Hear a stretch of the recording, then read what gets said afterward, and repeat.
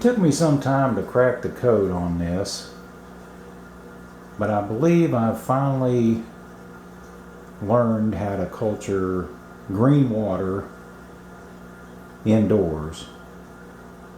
I used to think that the free-floating singular-celled algae that compose what we call green water in the freshwater aquarist hobby was phytoplankton. But usually, as I understand it, phytoplankton refers to marine free-floating algae. And what we have, for lack of a better term, in freshwater is infusoria. That's just a generic term for microscopic life in freshwater. And also green water, that term actually refers to groundwater. So green water is also a misnomer. But at any rate, what we want to do is culture the free-floating algae in fresh water to feed to Daphnia. And I've made several attempts to start from scratch and add some sort of nutrient like compost to used aquarium water and keep a light on it. Maybe not 24/7, but perhaps 12 hours a day.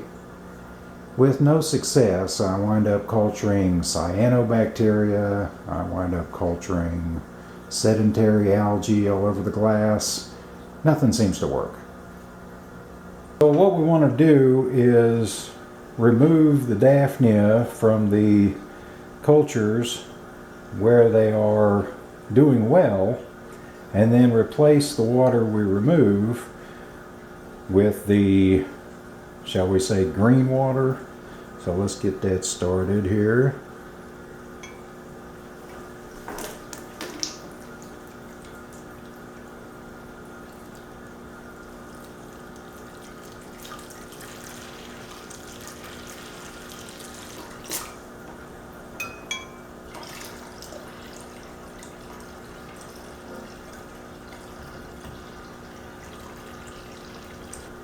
Now, what I have found